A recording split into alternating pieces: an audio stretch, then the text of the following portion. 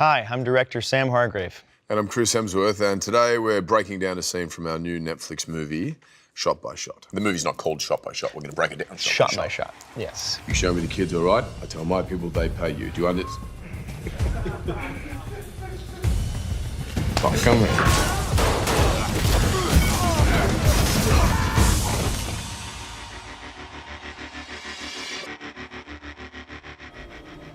Pay. If not, blow his insides out. Who is that handsome villain? Who's that devil? I don't know.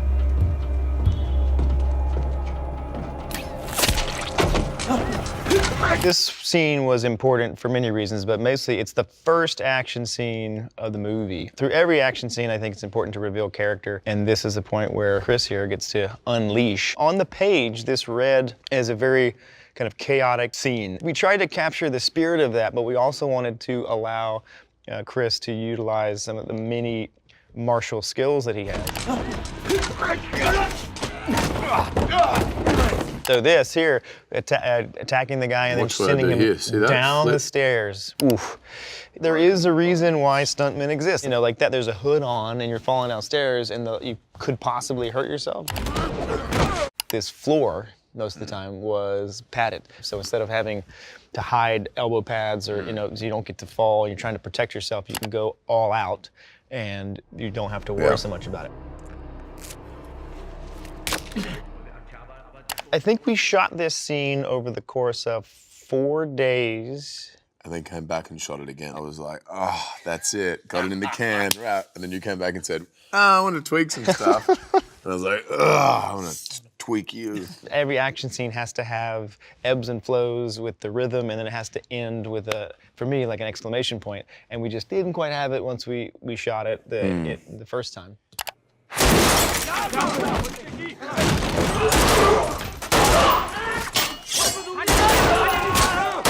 That first piece, what we tried to do is to show the ruthless efficiency that this character possesses with a weapon.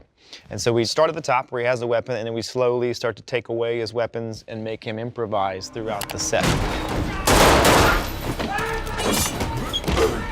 I remember you got smacked on the finger pretty good by one of those machetes. It was a wooden machete. Yeah, Thank you. Don't use the real one.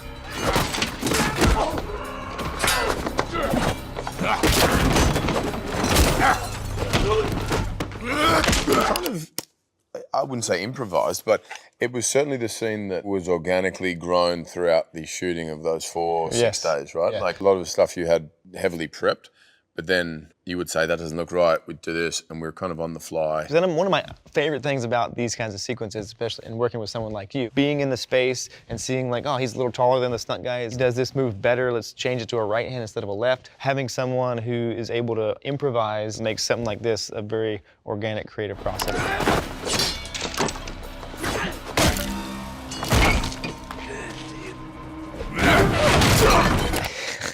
I love these gags. That table was on a dead man, like a cable that was tied off to the floor, so it couldn't go past a certain point.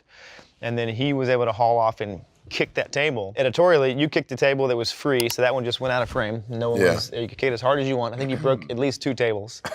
So then in the reverse shot, we had another stunt guy kicking it, but it would stop before it hit the stunt guy in the face, because that would hurt. But the camera angle makes it look like he's taking it right in the teeth. Yeah. And then with the sound effect, it makes it very memorable.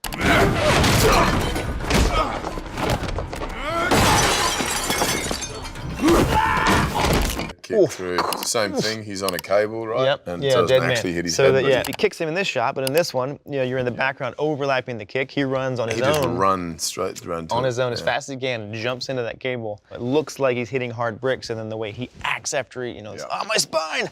But that's all acting.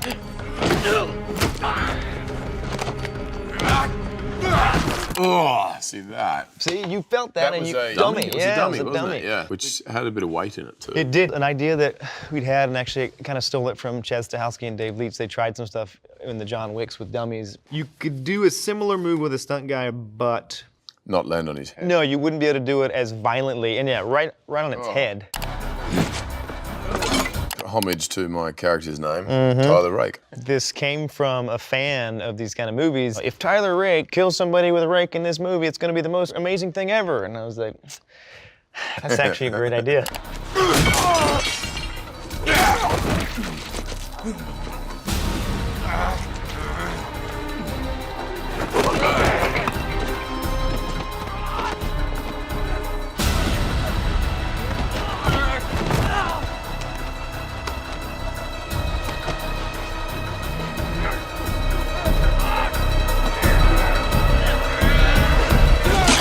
That was his last day on set. No, that's not true. That was a fake rake. Let's keep... Hi there, so did you like the video? Well, stay with me as I have a bonus, if somewhat controversial, behind-the-scenes movie fact for you. D.W. Griffith, a pioneering Hollywood film director, is credited with using the first close-up, the long shot, the fade-out and other film techniques in his 1915 groundbreaking and highly racist film, The Birth of a Nation, aka The Klansman. Now, do you like my shirt? You can get one for yourself in the link in the description.